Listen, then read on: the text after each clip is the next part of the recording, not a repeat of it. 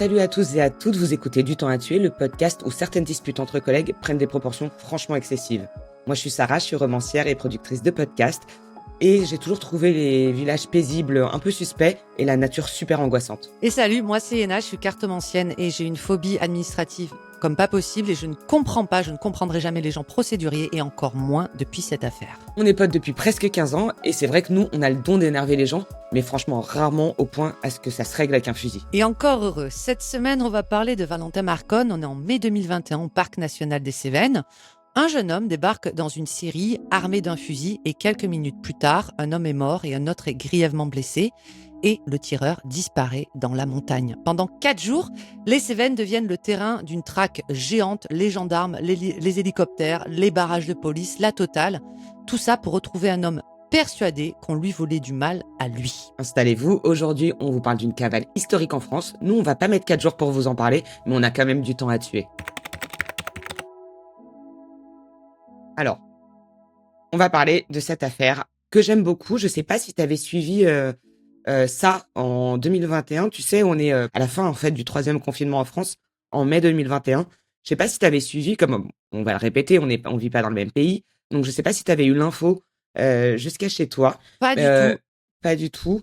Je connaissais pas cette affaire. C'est toi qui m'as mis le nez dedans et c'est quelque chose. Et comme de toute façon t'es profiler, il y a quand même de quoi dire sur le profil psychologique. Donc comme je te l'ai dit, on est le 11 mai 2021, pandémie de Covid, tu connais, la France s'apprête à sortir de 2 mois de confinement. Et dans un tout petit village des Cévennes, il y a un jeune homme de 29 ans qui s'appelle Valentin Marconne, qui abat à bout portant son patron et un de ses collègues. Alors, on parle d'un petit village, effectivement. Après, il prend direct la fuite et il va se terrer dans la forêt. On va reparler des Cévennes, qu'on ne connaît ni l'une ni l'autre, mais on a quand même fait quelques recherches. En tout cas, débute une véritable chasse à l'homme, un dispositif assez incroyable de 350 gendarmes, le GIGN, tu l'as dit, les hélicoptères, des drones. La presse en parle comme le Rambo des Cévennes. Parfois, on dit le forcené des Cévennes. Et ça aussi, on va en reparler. Déjà, ça me fait sourire, le Rambo des Cévennes. Il faut toujours qu'on trouve des titres de films presque, Ils tu vois, des adorent les affaires Français comme ça. faire ça. Ils adorent ça. Alors, effectivement, moi, je n'avais pas vraiment entendu parler, mais en tant qu'experte behavior analysis, c'est-à-dire analyse comportementale, j'ai décidé que j'aidais ça aujourd'hui, Sarah, si ça te convient. Ça me va très bien parce que c'est ce que j'aurais aimé faire quand j'étais jeune. Une passion de plus. Surtout une compétence qui n'existait pas à l'époque où on a fait des études. C'est vrai. Moi, je me suis dit, Valentin, il nous cache forcément quelque chose, c'est pas possible. Et j'ai voulu à tout prix comprendre ce qu'il nous cachait. Voilà. Moi, ce que j'aime dans cette affaire, c'est que de tous les monstres, les zinzins, les tueurs, les serial killers dont on parle, je pense que ceux qui me font le plus peur, très honnêtement, c'est ceux qui vrillent. Tu sais, ceux qui, d'une minute à l'autre, peuvent tuer. C'est en fait ceux tu sais, on dit toujours c'était le voisin idéal ou c'était le mari idéal, mais qui vraiment d'une seconde à l'autre peuvent abattre effectivement à bout portant un patron et un collègue. Et c'est évidemment ce qui s'est passé avec Valentin Marconne. Pour comprendre un peu cette affaire, il faut qu'on remonte aussi dans sa biographie à lui. C'est un mec qui est né dans le Gard, à Moussac, et on disait de lui quand il était petit que c'était un enfant timide, renfermé. Sa mère dit qu'il est dyslexique, dysgraphique, et qu'en fait, il a toujours travaillé plus que les autres, alors qu'il avait le droit à des horaires. Tu sais, on peut aménager les horaires quand on a un handicap pour passer les examens.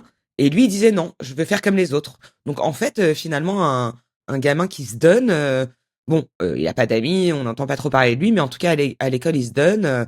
Et puis après, il s'installe dans un petit village. Les Plantiers, c'est le décor de notre histoire d'aujourd'hui. C'est un petit hameau. Alors, un hameau, c'est plus petit qu'un village. J'ai été googlisé.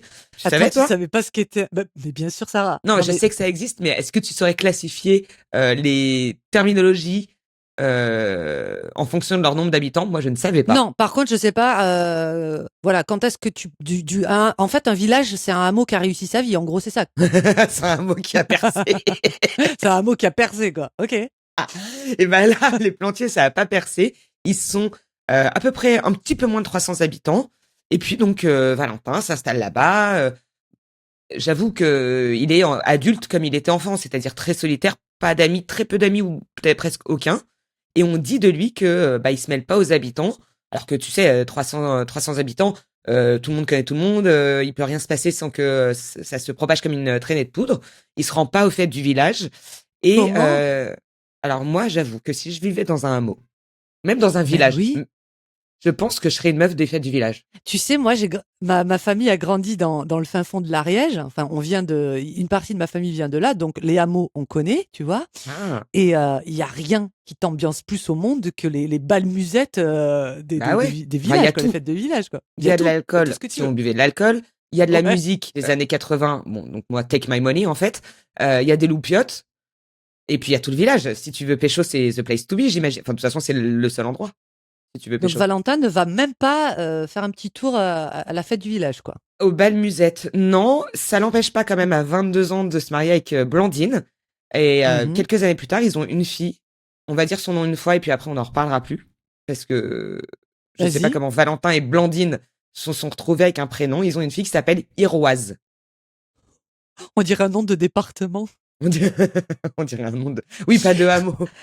Et en On fait, dirait un il nom y de a quand même département. un sujet parce que Valentin, il vient d'une grande ville, d'une plus grande ville, en tout cas, des Plantiers. Et en plus, même s'il a pas d'amis, tout le monde tu sais, le montre du doigt en disant c'est un Mhm. étranger un étranger. Ouais, le mec, il vient de Moussac, hein. Un étranger qui se marie avec une locale. Et puis, il fait des petits boulots. Il travaille d'abord dans le bâtiment. Après, il travaille pour l'usine Haribo, qui est pas très loin.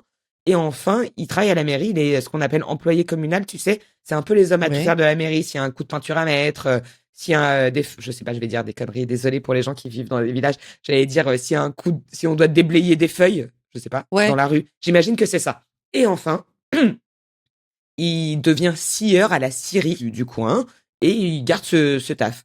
Quand on interviewe sa meuf, hein, Blandine, elle dit que c'était vraiment un super papa. Alors, elle dit il changeait notre fils, c'était un super papa. C'est pas non plus un truc de Ah ouais, ouf, hein, d'accord. c'est le Ouais, minimum c'est pas un truc de syndical. ouf. Mais elle dit qu'il lui filait des complexes. Elle était super heureuse avec lui. Et pourtant, le 11 mai 2021, il y a un drame qui se produit. Donc, la même année où ils ont eu leur fille Iroise, moi je redis le prénom, effectivement, Ça me rend cette même triste. année, au printemps, donc le 11 mai, c'est une journée a priori comme les autres. On a Valentin qui arrive avec un peu d'avance au taf, donc à la scierie, comme tu l'as dit. Et il y a le responsable de la scierie qui s'appelle Luc, qui lui aurait, j'utilise le conditionnel, hein, qui lui aurait fait une remarque du genre, tu vois, bon, bah alors, tu dis pas bonjour aujourd'hui, Valentin? Cela dit, moi aussi, Ce, j'aurais vrillé, hein. Ne m'agresse pas ça dès 8 dépend. heures du mat, en fait. Ça dépend si c'est avant ou après le café. Avant le café, j'aurais vrillé. C'est Après, vrai. ça va. On discute. Et Valentin aurait répondu, bah, ferme ta gueule, de toute façon, je t'ai déjà dit bonjour. Donc, tu vois, sympa l'échange matinal. 8 heures du mat, il est équipé d'un gilet pare-balles. Me demande pas pourquoi. Alors moi, je vais te dire pourquoi après. Ouais. Que c'est Il- comme c'est un détail un peu zinzin au un plantier de peu. porter un gilet ou genre l'ambiance maximum des plantiers, c'est un mec qui a pas rangé sa poubelle, tu vois. Ce qu'on Ouais. peut quand même, donc ça m'a créé. Ou un chien errant. Un chien errant. Ouais. Ouh, ça peut arriver, ça. Donc je me suis renseigné, on reparlera du gilet pare-balles. Ok. Donc, tous les jours, il porte effectivement un gilet pare-balles depuis déjà quelques mois. Et là, il va commettre un geste fou. Il abat de plusieurs balles son patron, Luc Tessonnière, 55 ans, et un de ses collègues de taf, Martial Guérin, 32 ans. Il y a un homme qui échappe à cette tuerie, qui est présent sur place et qui voit tout se dérouler sous ses yeux en quelques secondes. Il s'appelle Vincent Amalric, t'imagines, il a Mhm. 19 ans, il est tout jeune, Pauvre gamin, ouais. et lui, il est épargné. Donc, j'ai envie de dire, c'est un miraculé hein, dans cette Ouais. affaire. Et il va donner l'alerte, en fait. Selon les témoignages, Valentin lui a dit, en le mettant en joue, bon, non, non, toi, je te ferai rien. Et donc, il Quelle part en chance. courant. Je sais pas ce que c'est. Voilà. Peut-être que Vincent avait dit bonjour, j'en sais rien. Et en fait, là, ben, Vincent prend peur, il part en courant, ce qu'on peut comprendre parce que bah, il a peur d'être coursé parce que bah, c'est le seul témoin de la scène et surtout voilà c'est le seul témoin vivant qui reste Ouais. quoi. Donc il court jusqu'à la maison la plus proche, il appelle directement la gendarmerie. On peut quand même saluer son sang-froid au mec, hein, tu vois, il vient Ouais, sans d'assister à un truc de déconner. fou, 19 ans, hein. ouais, ouais, 19 ans. Hein. Et donc pour remonter un petit peu, le matin du drame, Blandine, la compagne de Valentin, elle est à la maison et qu'est-ce qu'elle voit débarquer à la baraque? Valentin, qui revient au domicile après avoir commis ce geste. Elle lui dit bah, Valentin, qu'est-ce que tu fous tu as oublié quelque chose? Et là, le Valentin, dans le plus grand des calmes, il sort son arme et il lui dit oh là là, j'ai fait une connerie, j'ai tué Luc et Martial. Il faut te dire que à ce moment-là, elle a leur petite fille dans les bras. Alors là, sa réaction, c'est elle comprend pas. En fait, elle croit. Dans l'interview que j'ai vue, elle dit, je comprenais pas. C'est comme si elle était dissociée, tu vois. L'information, elle ne veut pas la recevoir. Ouais, Le champ lexical, il est un peu fou. Genre, j'ai fait une connerie. Une connerie, c'est ouais, t'as renversé du café, tu l'as pas nettoyé. oui, Ou c'est je vrai. sais pas, nos amis qui ont des animaux, le chat a renversé du lait. Je sais pas vraiment, je connais pas les animaux non plus. Je sais pas où je vais. Non. Mais en tout cas, c'est pas une connerie, quoi. Je veux dire, c'est quand même un peu plus grave en termes de champ lexical. C'est un peu chelou de choisir ce mot-là, quoi. Et je crois qu'en plus, il dit bêtise, parce que Blandine, quand elle répète les mots de son compagnon, c'est j'ai fait une bêtise. Donc c'est encore plus what the fuck que connerie, j'ai envie de te dire. On en reparlera au moment du profil psy, mais Valentin, il parlait vraiment comme un ado, beaucoup, comme C'est un vrai, petit c'est garçon. vrai. Et là, on le voit déjà, avant même les analyses qui vont suivre, on voit déjà que, bah, en fait, j'ai fait une bêtise, c'est un enfant de 7 ans qui dit ça. Ouais, c'est complètement ça. Donc, ce qu'il va faire, c'est après les meurtres, hein, donc, il va se retrancher dans la forêt. Il va donc retourner brièvement chez lui pour s'équiper, parce que c'est quand même le Rambo des Cévennes, faut pas oublier. Ah ouais, il est Et là, il y Géchard, a, ouais. ouais, ouais, ouais. Il y a sa belle-mère qui essaie, on le voit d'ailleurs sur les, tu connais notre passion pour les vidéos surveillance, enfin les vidéos, je sais pas comment on Évidemment. appelle ça, les caméras de surveillance. On la voit essayer brièvement de retenir Valentin et elle lui dit, oulala, attention, moi je vais appeler les gendarmes. Et lui, il répond, écoute-moi bien, de toute façon, si je vois les gendarmes, je leur tire dessus. Et sur ces derniers mots, il disparaît dans la forêt. Est-ce que tu t'imagines la scène? Moi, je trouve que ça fait assez cinématographique et c'est assez glaçant, je trouve. Et c'est d'autant plus cinématographique qu'on est en plein milieu du parc national des Cévennes. Alors, je vais pas faire la meuf qui est déjà sortie de Paris et qui connaît la nature, mais je sais par contre que c'est un parc. Tu sais, c'est une espèce. Enfin, c'est pas une espèce, c'est un patrimoine naturel assez fou. Il y a beaucoup de sites. C'est très faune et flore. En tout cas, c'est très dense, c'est très vert. Et effectivement, si engouffré, comme tu l'as dit, c'est hyper cinématographique, d'autant que à l'intérieur, c'est une partie de cache-cache géante. C'est vraiment assez ouf. Et on commence ce jour-là, donc on est toujours le jour, le matin des meurtres, quoi. S'entame une espèce de traque qui va durer 4 jours. J'ai quand même regardé, par curiosité aussi pour donner des vraies infos. Il y a 225 kilomètres de forêt autour des Plantiers. Donc, t'imagines, enfin, je sais pas, enfin, il faut 1 milliard de personnes et ils mobilisent 350 gendarmes. Alors, évidemment, je pense pas que ça soit tous des gendarmes du Plantier, mais en tout cas, 350 gendarmes sont mobilisés et ce site, en fait, il est décrit comme il est très dense, très Sauvage? vert, sauvage. Mm. C'est en fait très complexe d'y accéder. C'est assez dangereux et impraticable la nuit. Donc, commence cette traque qui va durer plusieurs jours. En plus des 350 gendarmes, ils mettent 6 hélicoptères appartenant à l'armée de terre et à la gendarmerie qui sillonnent la zone. Ils mettent le GIGN sur le coup et le GIGN se dit ok, en fait le mec il va pas se rendre parce que il est rentré dans une zone dans laquelle il peut rester indéfiniment. On va voir qu'en fait c'est pas vraiment le cas. Donc on va essayer de l'avoir par les sentiments et le GIGN se met en contact avec le père de Valentin qui indique déjà les endroits où Valentin il aimait bien aller. Donc une zone, alors, il y a notamment une zone de tir qui est visitée. Ça Mhm. dit quand même à quel point ouais, il a l'habitude d'être avec des armes à feu comme tu l'as dit. Et puis il y a aussi des drones, tu sais, de surveillance qui sont déployés parce que c'est le seul moyen de voir en bas quoi. Et dans les hélicoptères déployés par l'armée de terre, ils ont mis des haut-parleurs qui diffusent un message enregistré par le père de C'est Valentin ouf, qui, ça, hein. moi, m'a brisé le cœur. On va pas le répéter en entier, mais quand je l'ai écouté 2 fois pour préparer cette émission. Et, euh, et en fait, c'est un père dévasté. Il le supplie de se rendre. Il lui dit qu'il a obtenu une espèce de deal, tu sais, que s'il déposait les armes, bah, il y aurait pas de coup de feu de la part de la police. Et il dit à un moment, Valentin, c'est papa, je t'aime. Mon fils, fais-moi confiance. Alors moi, mon Et il cœur, il dit, allait sauter de ma... ils Ils te te feront feront rien, ouais. rien. Ouais, Mon c'est cœur, il a brisé. Ouais, ça sauté brise de le la cœur. poitrine, sans déconner. Parce que c'est le truc le plus, en fait, presque le plus humain de cette affaire. C'est, Oui. je projette, mais j'imagine que t'es un père qui sait que de toute façon, ça va mal finir. Il y a aucun moyen qu'une traque comme ça se finisse bien. Ça me fait un peu penser, d'ailleurs, dans un presque même et différent registre à la traque de Ben Foster. Là où Ben Foster, Complètement. bon, c'était autre chose, mais il n'y a pas eu de personne qui est venue, personne n'est venu pour lui parler. Mais bon, à un moment donné, tu es dans un endroit boisé, machin. Bon, on a compris ce que je voulais dire. Oui. Euh, et donc il y a ce dispositif, j'en perds même aux deux haut-parleurs, qui est mis en place par le GIGN. Ce qui est un bon move, mais est-ce que ça suffira à faire sortir Valentin des bois? Je sais pas. Bah, Enfin, en si, je fait, sais, mais bah oui, tu sais, ouais. mais parce qu'en fait, les forces de l'ordre, elles redoutent une embuscade parce que bah, Valentin, il connaît la région, comme tu l'as expliqué, et en Mm. plus, il s'entraîne très régulièrement au tir à longue portée. Je ne sais pas ce que c'est le tir à longue portée. Tu crois que c'est l'équivalent des snipers un peu? Je sais pas. Longue portée, ça me paraît être longue distance. Ouais, je pense que c'est un truc comme ça. Oui, c'est ça. J'avais pas pensé, mais pendant que enfin, j'avais pas pensé Ouais. en préparant l'émission, mais là, maintenant que t'en parles, je sais pas quelle autorisation tu dois avoir pour faire ça. Que Bah c'est tout à fait ouais. possible. Je suis pas sûr que tout le monde ait le droit de devenir un sniper dans les Cévennes, tu vois. Je sais pas non plus, donc on va pas Eh s'aventurer ben, sur très ce bien. terrain-là. Mais tout ce qu'on sait, c'est qu'il est possiblement armé d'un fusil à lunettes avec une portée potentielle de 300 mètres. Tu te rends compte quand même, 300 Yes, mètres, putain. c'est Ah ouais, c'est vraiment, énorme. on dirait le mec qui a shooté Kennedy depuis un toit, quoi. Je suis pas Ouais. sûr de ce que je suis en train de raconter comme anecdote sur Kennedy. Allez vérifier 100% de ce qu'on raconte, hein.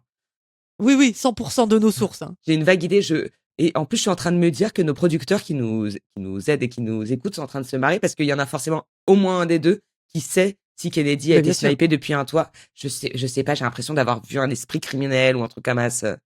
On Une mélange série. peut-être les trucs, ouais. En tout cas, Sarah, les flics, ils veulent à tout prix éviter ce qu'on appelle le suicide by cop. Tu vois, c'est le suspect qui force la police à lui tirer dessus. Ils ne Ouais, veulent pas de ça, mais parce que déjà, ils veulent Valentin vivant et puis ils veulent aussi des réponses, hein. ouais, bien Ils sûr. veulent comprendre.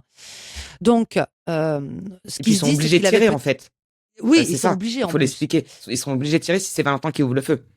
Tout à fait. Donc, ce qui se dit, c'est qu'il avait peut-être positionné un poste de combat et qu'il y a 4 familles du village potentiellement ciblées par Marcon qui ont été donc évacuées de leur domicile et mises à l'abri. Tu te rends compte quand même de C'est tout ce un qu'il village, a sur un village de engendré? 300 personnes. Donc t'imagines qu'il y a 4 Bah familles, ouais, t'as déjà décimé un quart là, du village, quoi. 3 quarts du village, ouais, 3 quarts du village. Ensuite, donc on est le 14 mai 2021, 3 jours plus tard, à 19h15. Pris en étau entre les GIGN d'un côté et puis l'équipe cinéphile de l'autre, donc avec tous les Cynophile. chiens. Cinéphile, c'est ceux qui aiment. Je recommence. Je Non, recommence. c'est hyper drôle. Non, non.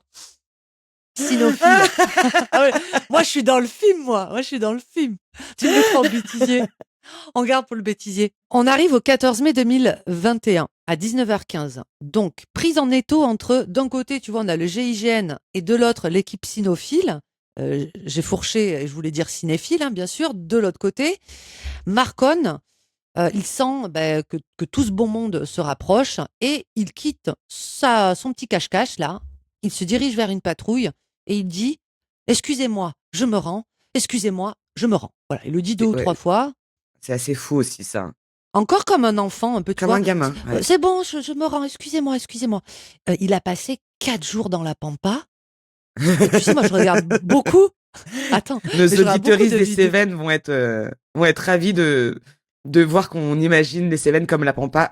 Invitez-nous, on viendra faire un épisode. On Et comme viendra. ça, on verra les Cévennes de nos propres yeux. Surtout que j'ai un peu un rêve inavoué, je peux te le dire. Ah, vas-y, ouais.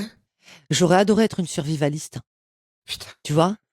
Faire des stages de. Mais non, mais en fait, c'est la première chose que je me suis dit. Je me suis dit, Valentin, c'est obligé, il a un background de survivaliste. c'est archi pas un survivaliste. Attends, il y a beaucoup d'infos. D'abord, c'est archi pas un survivaliste parce que vraiment, jour 4, il crève de faim, il crève de soif. Oui, Il c'est se rend. ça. Bon, lui, pas du tout survivaliste.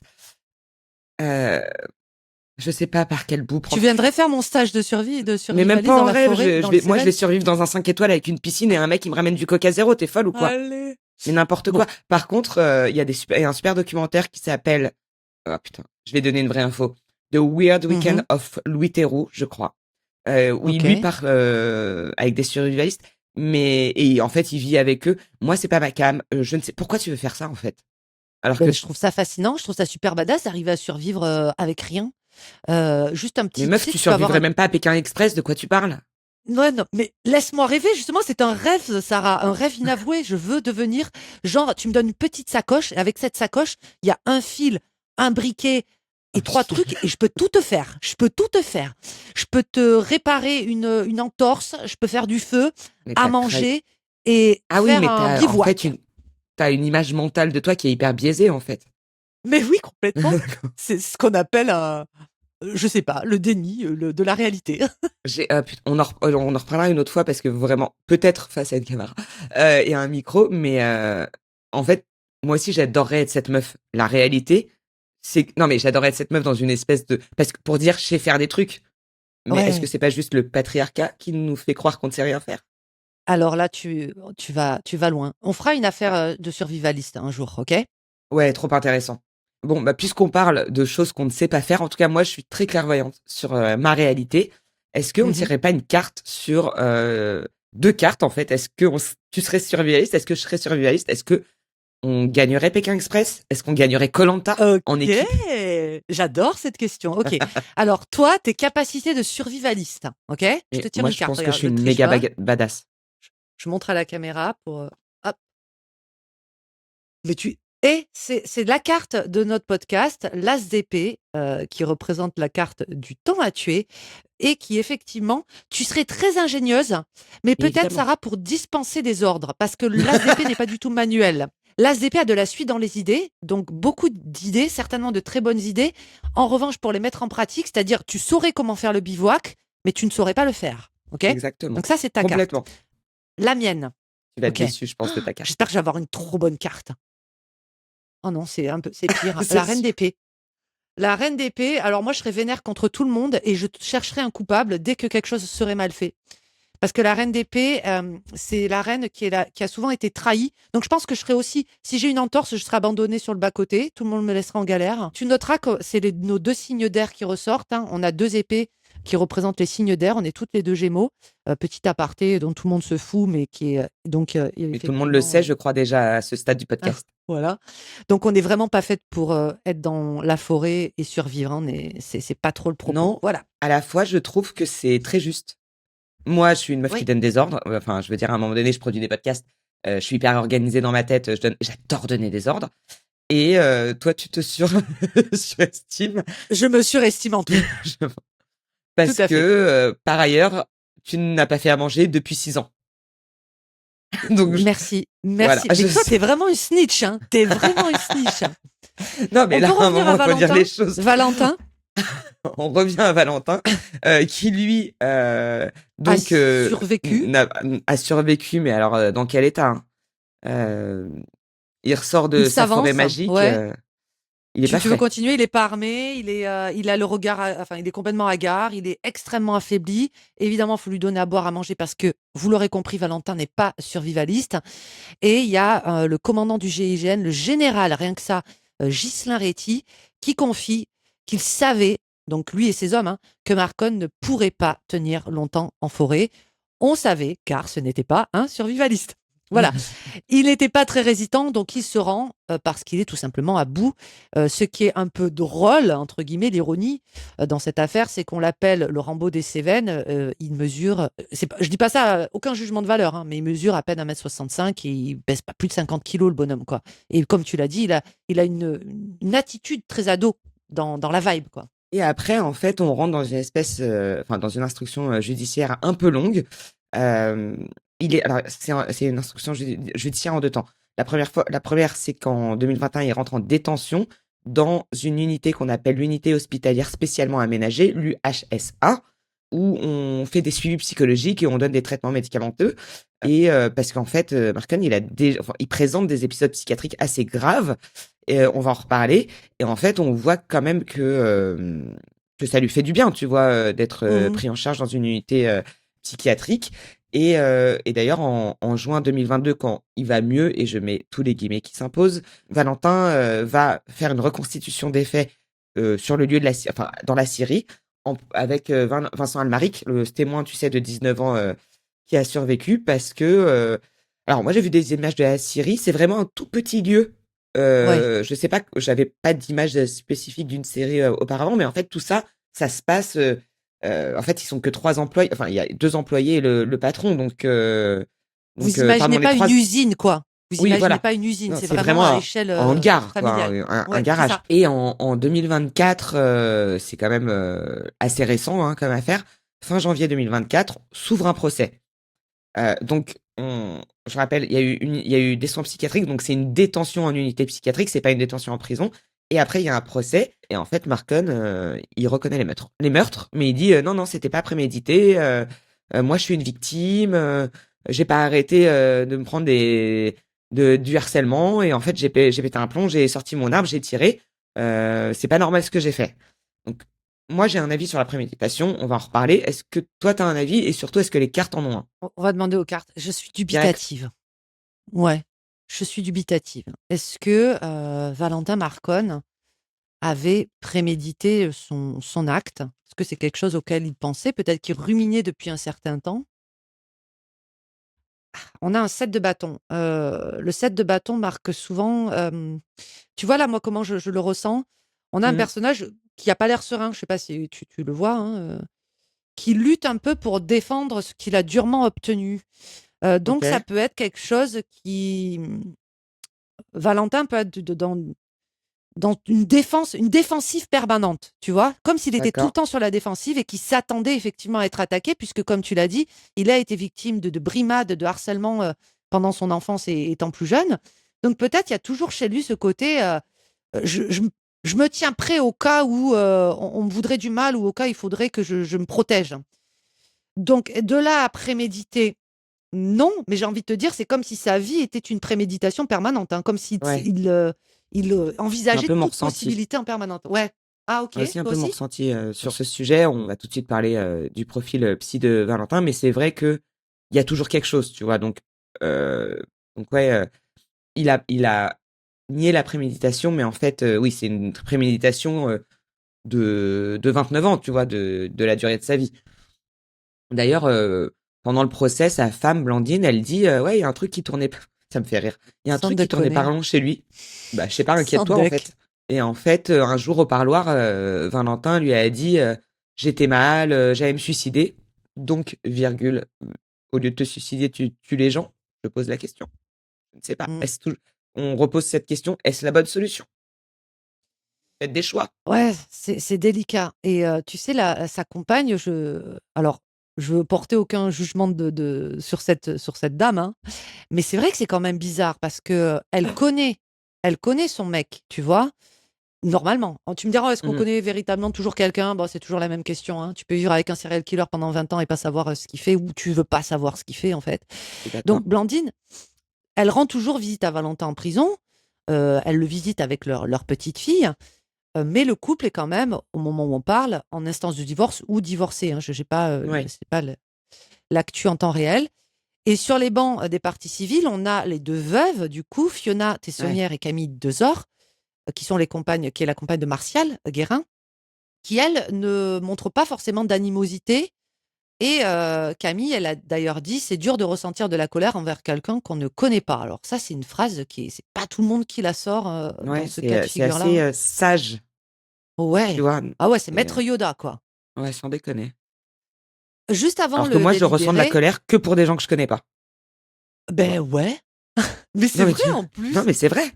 C'est Heu, je pardonne très vite, à mes potes, à mes amis, ma famille, mais je peux être hyper en colère, vis-à-vis très en colère, vis-à-vis de quelqu'un que je connais pas. donc là, c'est l'inverse, c'est dur de ressentir de la colère envers Ouais. quelqu'un qu'on connaît pas. Ouais, c'est vrai que c'est une mécanique, très, Star Wars, maître Yoda Mmh. et tu Valentin donc qui, avant le délibéré, il dit: «Moi, je demande à personne de me mettre moins de 30 ans, même la perpétuité.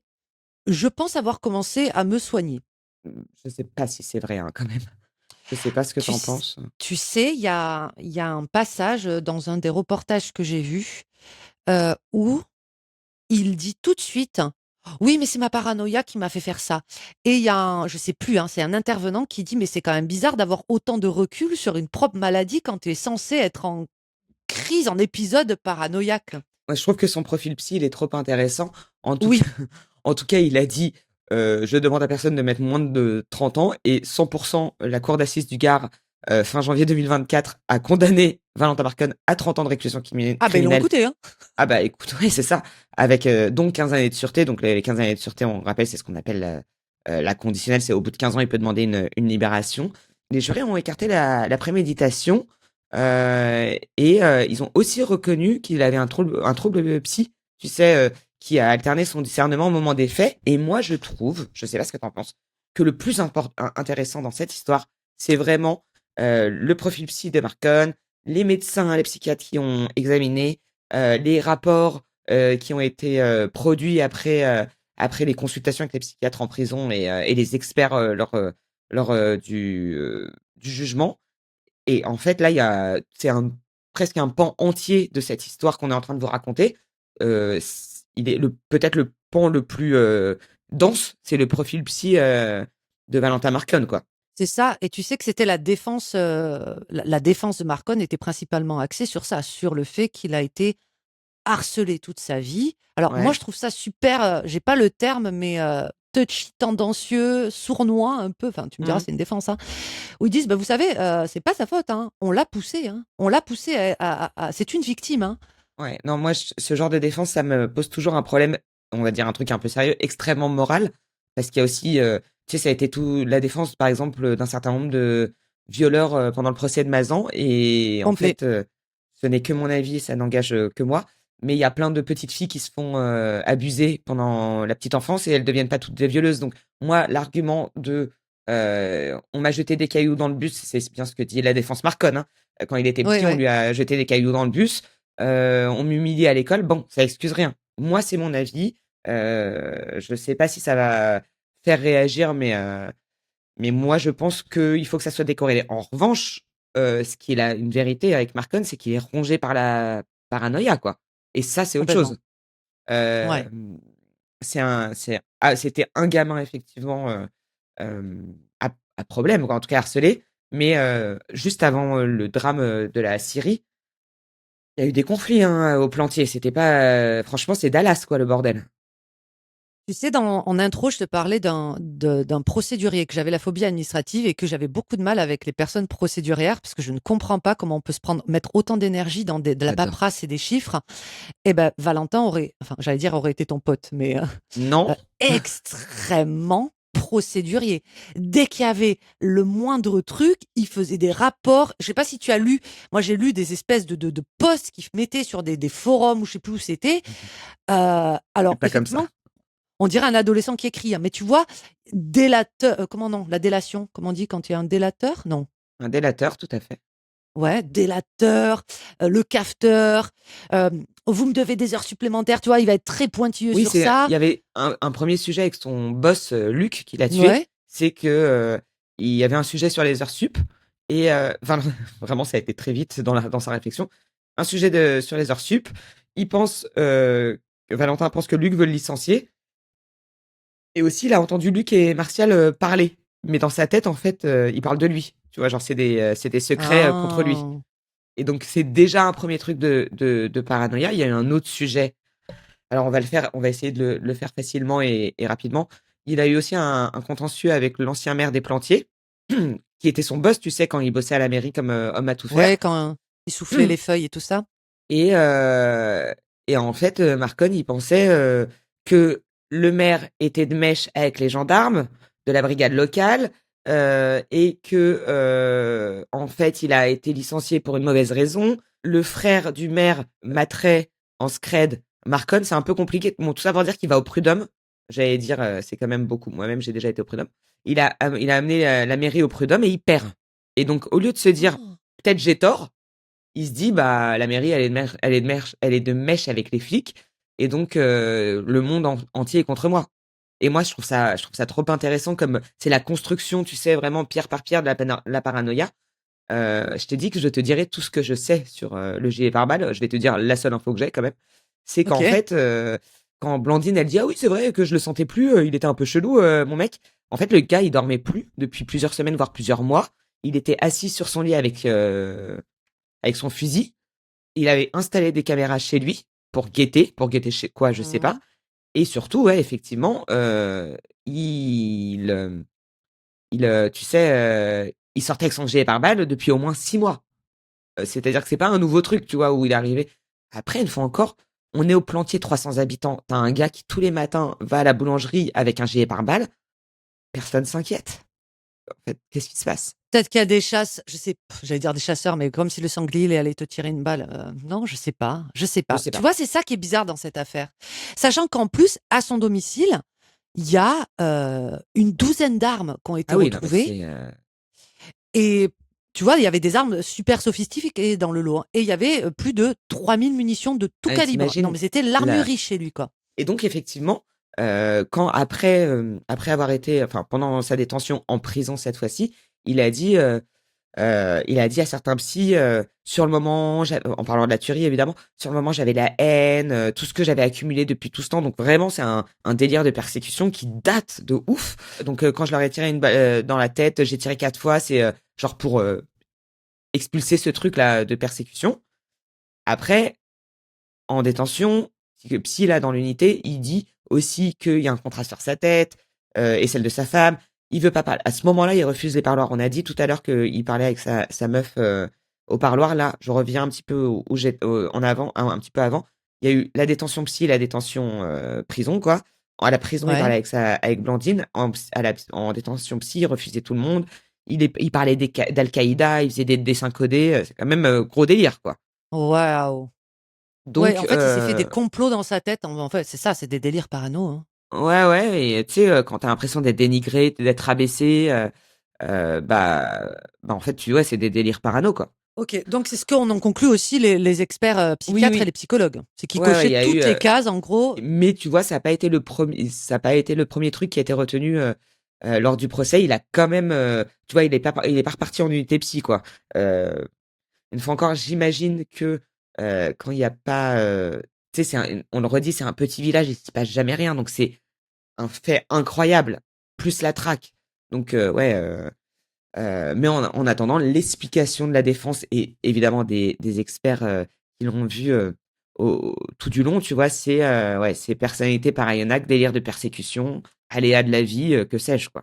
Ouais, c'est la défense et c'est aussi sa famille, hein. Tu sais, son Ouais. papa dont tu as parlé un peu plus tôt, qui a Ah, avec le message très touchant. Bon, tu me diras, c'est le papa, donc évidemment qu'il aime son fiston, quoi qu'il, j'ai envie de te dire.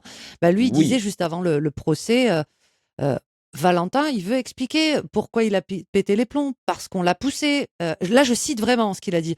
Pour moi, il n'est pas responsable à 100%. Alors, cette phrase dans la bouche du papa, on peut la comprendre, mais moi, je l'accepte. Je l'accepte pas vraiment, tu vois. Je suis pas d'accord. On rigole ce que tu veux, il reste quand même deux personnes qui sont mortes, deux veuves, Ben parfois avec oui, des enfants. Donc, écoute, j'allais dire qui sommes-nous pour juger, mais à la fois, n'est-ce pas le pitch de ce podcast? bien sûr. Merci beaucoup, Yéna, pour ton Merci à toi. expertise et d'avoir été avec moi pour parler de ça. Merci les cartes, évidemment. Merci le crime. Et vous venez d'écouter Du temps à tuer, le podcast où certains pensent vivre dans un western, mais dans le Gard. Nous, on vous dit à la semaine prochaine. Et d'ici là, rappelez-vous que si vous pensez que tous les villages vous en veulent, le problème, c'est pas le village, c'est vous. Si vous avez aimé ce podcast, vous pouvez vous abonner et nous mettre une excellente note évidemment sur votre plateforme d'écoute préférée. Commentez sur YouTube, parlez de nous à tous vos potes qui aiment les crimes, qui aiment les histoires sordides ou pas sordides. Vous pouvez aussi parler avec nous sur Instagram, tous les comptes sont dans la description du podcast.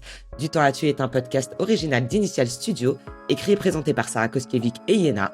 Direction et production éditoriale Elisa Mignot et Benjamin Septemours. Chargé de production Maria Gassan. Montage vidéo Camille Legras, montage réseaux sociaux Olivia Pérez, musique originale Arnaud Denzler, graphisme Auvert Chérine.